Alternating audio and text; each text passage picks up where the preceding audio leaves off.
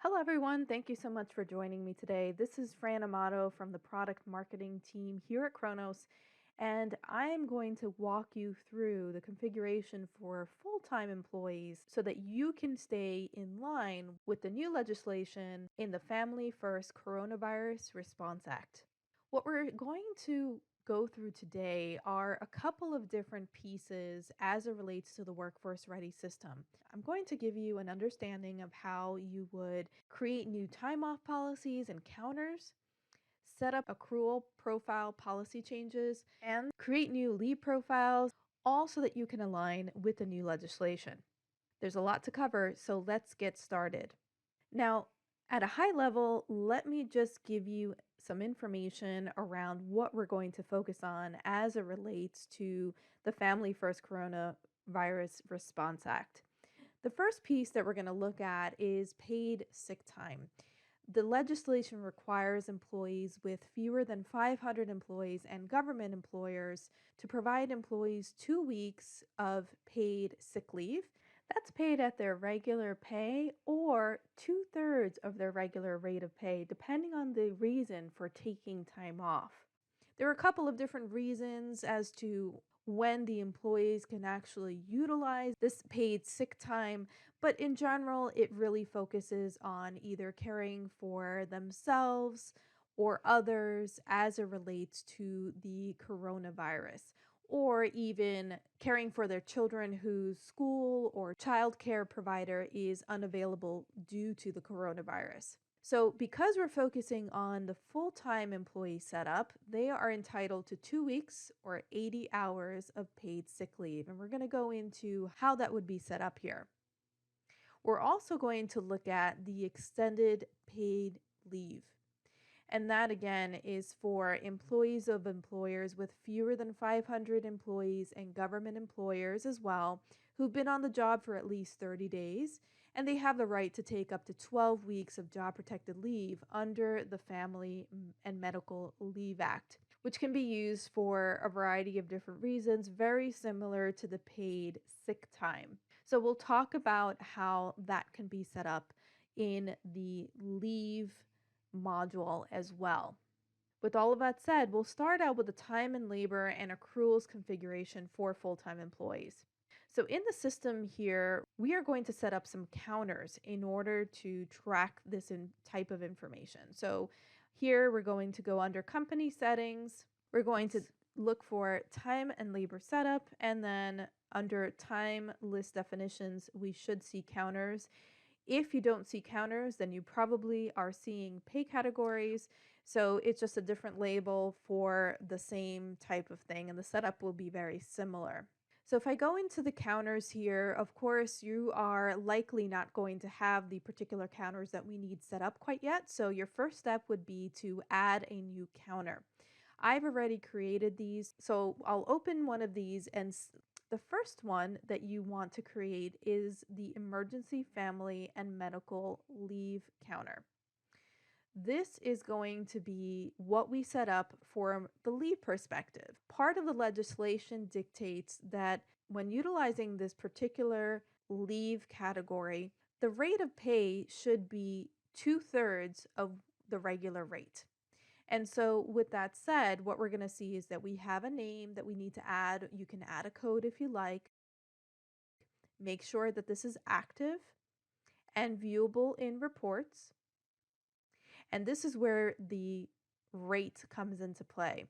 This counter rate multiplier is going to be important. You want to set this to 0.67 or 2/3 of the rate. And so the system will calculate that accordingly when this counter is used. The last piece of this is that you want to make sure that this counter is enabled in the appropriate lists. So you can either create a new list if you need to, or just check off the box for the appropriate list.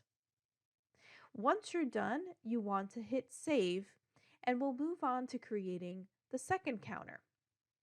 This one is specific to the paid sick leave that can be used as time off. So we'll go into this. Again, if you're adding this brand new, just click on the Add New button, and you'll add your name.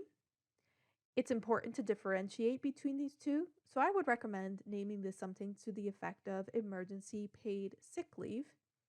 You can add a code if you like. Once again, you should have the active checkbox as well as the view in reports checkboxes checked. And in this case, this paid sick leave is actually paid out at the normal rate. So under the counter rate multiplier section, you will want to put in 1. As we saw earlier, you want to make sure that you include this counter in the appropriate list. And again, if you need to create a new list, you can see that button on the bottom to do so accordingly. Once everything is set up here, hit save, and we can move on to the next piece. The last counter that we need to create is an emergency paid sick leave at 2/3 pay.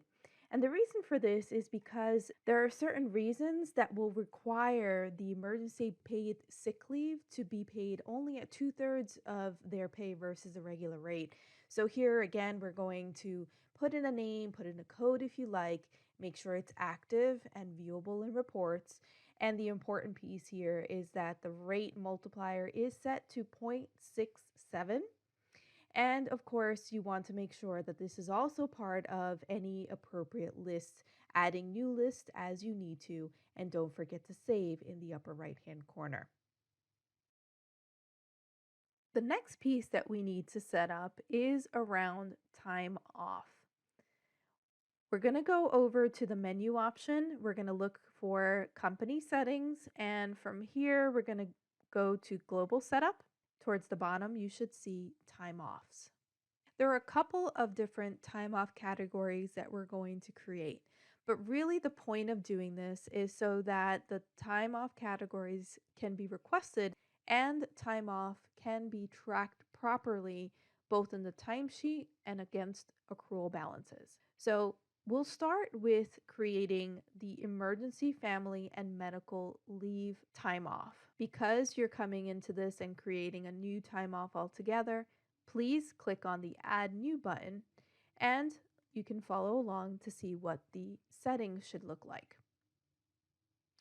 Give this a name. Again, be clear as to what this particular time off is, and it's for the emergency family and medical leave portion of things, so I suggest using that as a name. You can add an abbreviation if you'd like, but as we scroll down, what will be important here is a default counter. We just created these counters, and this particular one should be tied to the emergency family and medical leave counter. Under settings, make sure that you have the allow time allocation towards this time off checked, that your default hours in a day are listed as 8, and that your time off priority is listed as 50. As we saw in the counter section, you also want to ensure that this time off is part of the appropriate list. Again, you can add a new list if you need to, or select one from what you see here. Once you're done, hit save. To add the next time off, click on the time off area on the top if you're showing this as a tree, and click on Add New. We're going to create the emergency paid sick leave time off next. So name this appropriately, add your abbreviation if you want to, and again, more importantly, under the default counter, this should match up to the emergency paid sick leave counter that we created a few moments ago. Under the settings, you want both of the first two boxes checked off. The one to allow time allocation towards this time off, and then also time off being able to be requested by the employee. Again, your default hours in a day should be 8, and your time off priority should be set to 50. Lastly, select the appropriate list this should also be a part of. Once you're done, hit save. And we're actually going to create 2 child time offs under this one. So click on Add New Child. The first child that we're going to create here is for the care of spouse, child, or parent. As I mentioned earlier, there are specific reasons as to when the emergency paid sick leave can be taken, and there are different rates of pay at which those are paid out depending on the reason. So here, when we create this particular one, we want to be clear as to the reasons, and so name it accordingly, add your abbreviation as appropriate, and importantly here is going to be the default counter. In this case, this is paid out at 2/3 of regular pay. So you want to use the counter that we created called emergency paid sick leave 2/3. In the settings, make sure that you allow allocation towards this time off, and then also time off can be requested by the employee. And lastly, on the bottom, don't forget to add this particular time off as part of the appropriate list, adding new ones as you need to. Once you're done, hit save, and then we're going to move on to adding a new child. And you can do so by clicking on the Add New Child button on the top. And we'll create this for the self-care option. So label this accordingly. Your default counter goes to emergency paid sick leave. Same settings as before, first two boxes checked, 8 hours in a default, 8 hours in a day, and 50 as your time off priority. Make sure that you select the appropriate list as well before you hit save. Okay, moving along, now we're going to have to allocate these time offs that we've created to the timesheet profile and specifically to the time off request profile associated with those timesheets. So let's go to that area of the system. We're going to go under, again, the main menu option on top. We're going to go to company settings once again. This time we'll go to profiles and policies, and we'll scroll down to the timesheet section. That's where we'll click on timesheets, and here are all the timesheets that you have set up within your company. You can identify the items that are actually assigned to accounts by going under the accounts column if you have it, and you'll see the number of essentially employees that the timesheet profile is assigned to.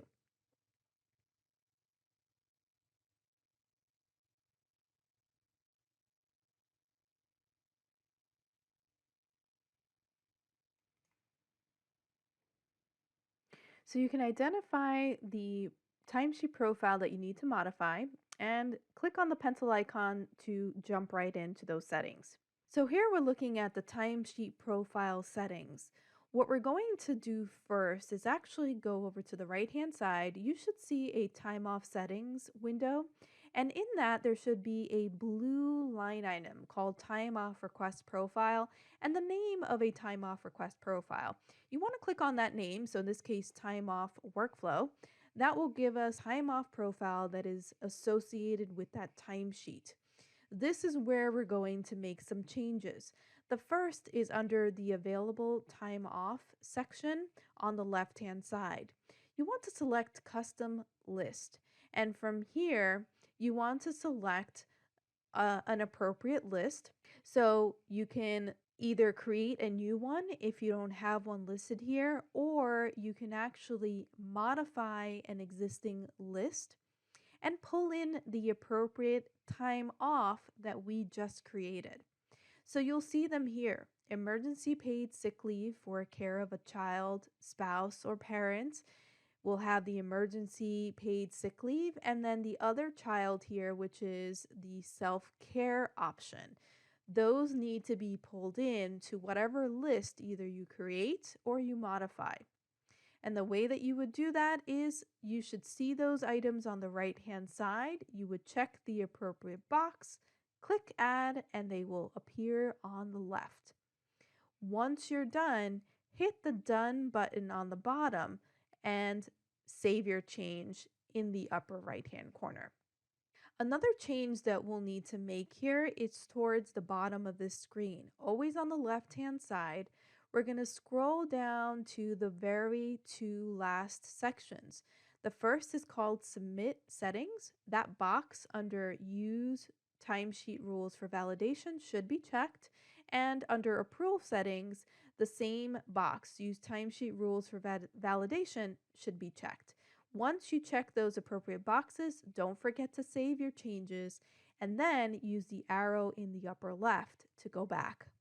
Now we're in the timesheet profile that time off is associated with. We'll need to add a couple of rules from here.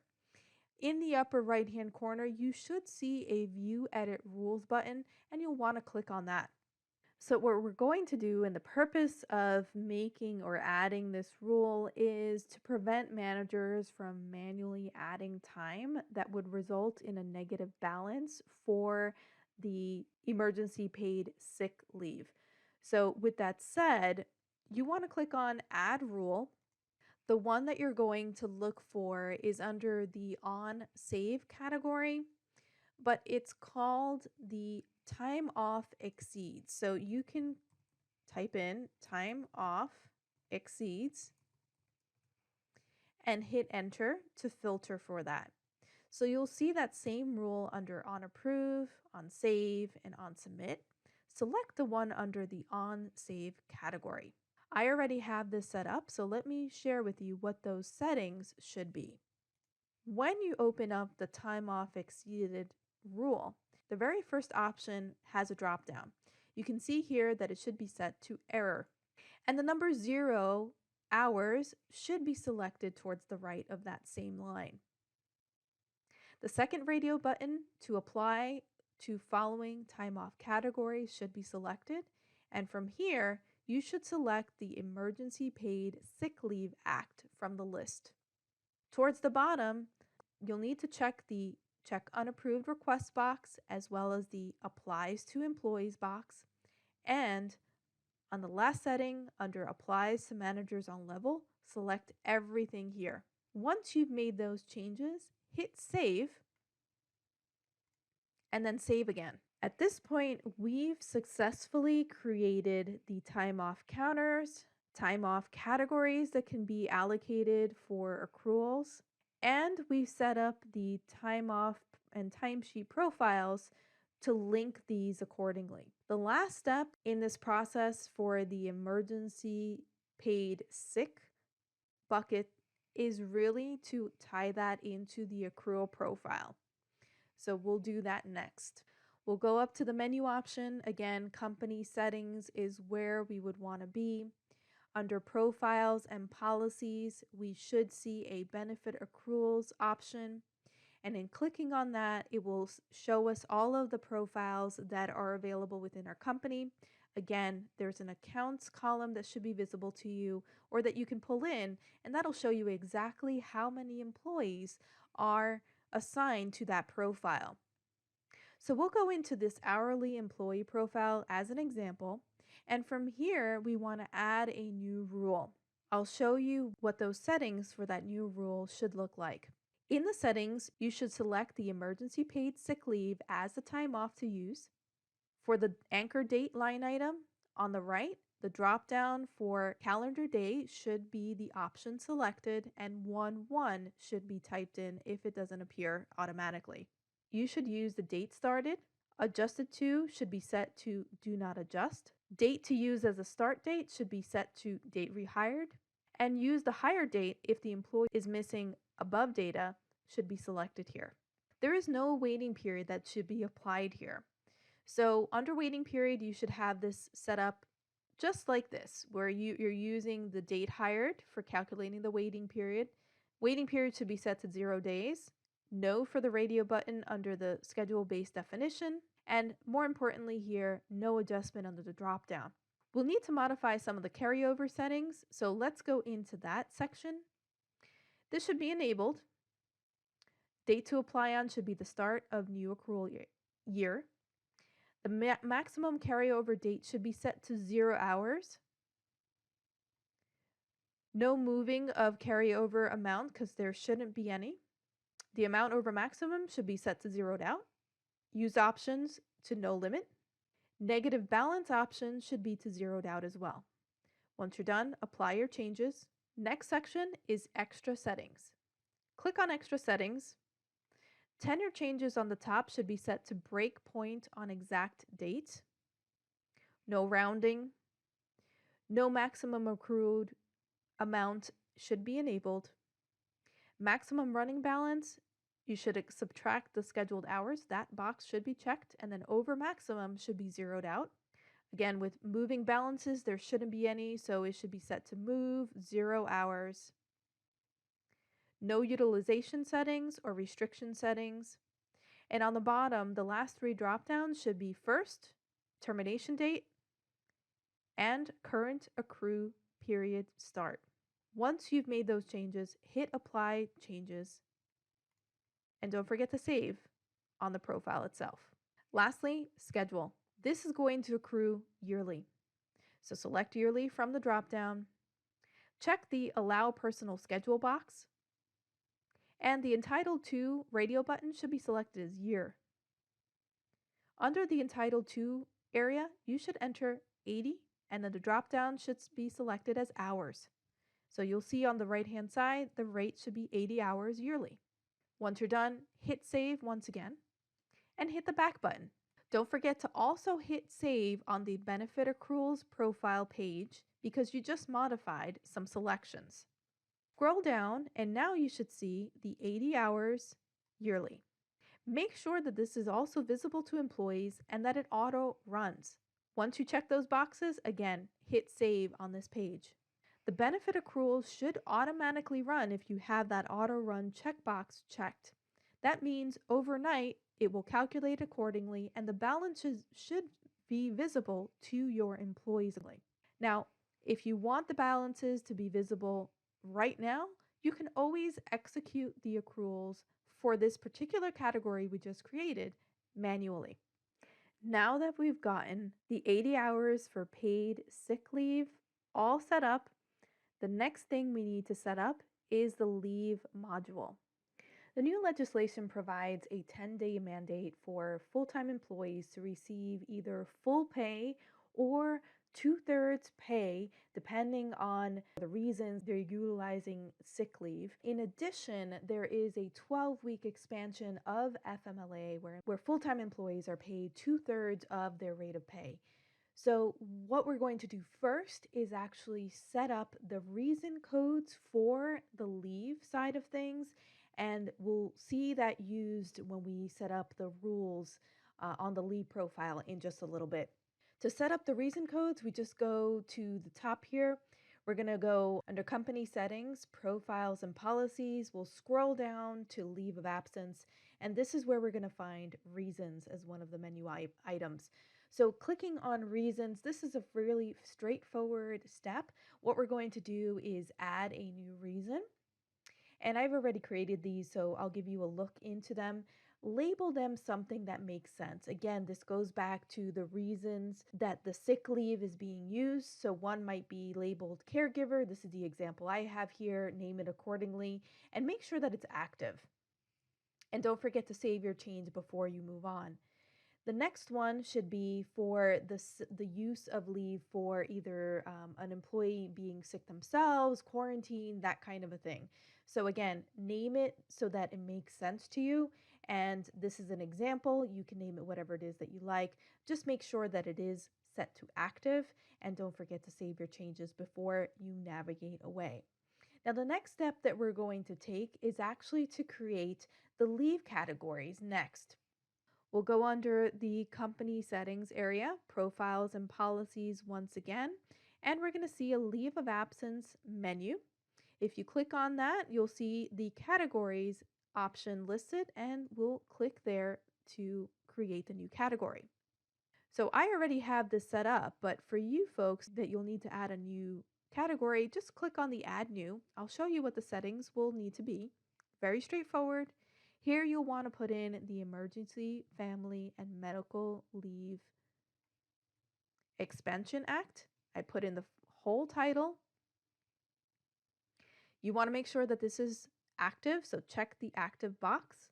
If you'd like to put in an abbreviation, you can. Hit save here, and that is the first step. Next, we'll need to associate this category to the appropriate leave profiles. So from here, we're going to go back up to company settings, profiles and policies, leave of absence, and in this case, we're going to click on the profiles. Here are the various profiles that are associated with your company. You'll want to enable the category that we just selected to the appropriate ones. So click on the edit icon for the appropriate profile, and on the left-hand side, you'll see categories. Make sure that you select Emergency Family and Medical Leave Expansion Act that you've just created and hit save. Step 2 is complete. Now we'll need to add this to the leave rules. So right from here, you'll want to click on View Edit Rules, and there are a couple that we're going to create. You would select Add Rule, and from here, the one that you're looking to add is the waiting period rule. I'll show you what that setup looks like. For the waiting period rule, you'll want to select Leave of Absence category as the Emergency Family and Medical Leave Expansion Act. You want to use a date hired for this calculation. Remember, in this case, there is a 30-day waiting period. So the time before employee can use category should be listed as 30 days. Once you've set that up, hit save and hit save again against the rule page. Next, we're going to set up an entitlement rule. So again, you would click on Add Rule, and you're going to select Entitlement Time Rule. I'll show you what the setup looks like for that. Here, you're going to select the category. Again, it's the same one that we just used. You're going to set this as 12 weeks. And just as importantly, you're going to select the Clear Previous Entitlement checkbox. Once you're done, hit save and hit save again against the rule page. Couple more rules here, same process. You're going to add a new rule, and the next one that we're actually going to add is the expire leave time taken. So look for that in the dropdown. I'll show you what this particular one looks like. Once again, leave of absence category should be the same one we've been using here. Expire leave time taken after 1 year. This is going to tell the system this is valid for 1 year's time since the act expires on December 31st, 2020. Hit save and save again. Now the next piece is around telling the system if there's any other type of time off that should be used before the leave kicks in. This is also an important piece. So again, under Add Rule, what you're going to look for this time is Use Available Time Off. So in these settings, you're going to notice that I have the Leave of Absence category as the Emergency Family and Medical Leave Expansion Act. Here's where the reason code comes into play. I've selected self as the first one. We'll need to duplicate this process that we're going to go through right now for the other code as well. So you'll select one of the codes. You'll make sure that you are using the corresponding time off category. That's going to be very important so that the calculation happens correctly. And then on the bottom here, you're going to make sure that you have, if time off already exists for the day, that you add the difference. So select Add Difference from the dropdown. This will just make the employee whole as far as an entire day's worth of time off will be applied accordingly. Don't forget to save your changes and save again on your profile. You'll also need to do the same thing as I mentioned for the other code. So I'll just go into the settings briefly. You'll see that I'll have tied the reason code here to the appropriate time off category. Those two should match accordingly. Again, the Add Difference drop down for time off already exists for the day also is applied. Don't forget to hit save here and then save again on your profile. Now the next rule that we're going to utilize is the Create Time Entry section. So go ahead and add the rule. Again, you're looking for Create Time Entry, and I'll click into the settings for this particular one. Again, we're using the Leave of Absence category as the Emergency Family and Medical Leave Expansion Act. You want to select the appropriate reason here, match it up to the appropriate time off category, and once again, if time off already exists for the day, ensure that the Add Difference drop-down is selected for this line item. Don't forget to save your change, and just to ensure that you do this for the second reason code, again, the setup is exactly the same, just that you're selecting the other reason code here, matching it up to the time off category. And again, for the last line item here, adding the difference, selecting add difference for if time off is already exists for the day. Save your changes here, save your profile once again. Let's see what this actually looks like if we add a leave case, and then also what it looks like on the employee timesheet. So here I'm going to pull up a leave case that I've created as a test. And what we're going to see here for Bob Brooks is that I've set up this leave time to be continuous. I've used 11 days. That was on purpose so that we can see the different categories being calculated accordingly. You'll see that the entitlement time, you should see Emergency Family and Medical Leave Expansion Act, and the 12 weeks should be showing there for you. Under leave entries, you'll see the breakdown accordingly. Don't forget, you need to generate those leave entries, however, before you'll see the data show up. So click on your generate leave entries and then go to your leave entries window here in the case. You'll want to expand and view time offs because that's how you're going to see the breakdown happen. So you'll notice that for this particular leave, there are 3 different buckets that we're seeing. We're seeing the Leave Act expansion. This is actually just allowing me to make any changes accordingly. But the things that we want to pay attention to is the emergency paid sick leave time off. According to the legislation, as I mentioned earlier, 10 days of paid sick time at the regular rate can be utilized when creating a leave case. So that can be exhausted before the actual leave kicks in at 2/3 of the employee's pay. Again, this is for full-time employees. So we're seeing just that. This case is for 11 days. So for the first 10 days, we should see under the emergency paid sick leave category that 8 hours are populated for the first 10 days. And then on the 11th day and moving forward, we should see that it's utilizing the leave, and that's getting kicked in. This 8 hours that we're seeing here on the 13th of April should be reflected at 2/3 of the employee pay, while the previous 10 days will be at the employee's regular rate. So let's check that out in the timesheet. You want to populate your timesheet first so that it shows up accordingly, but we can hop right in here. And under counters, in my case, I'm going to show you that the first 10 days we can see are listed as emergency paid sick leave, 8 hours, and here is the rate, $16.83. Now, we should see that for the next 5 days as well. So 5 plus 5 is the 10 days, still at that rate. The 11th day, however, changes. This is where the time off changes to the emergency, family, and medical leave. That's when FMLA kicks in here, and we have the 8 hours, but the rate is at 2/3 of the employee's pay. So if you're seeing this happening, then that means everything is set up correctly. I hope that this was helpful, and I hope everyone stays healthy and safe. Have a great day.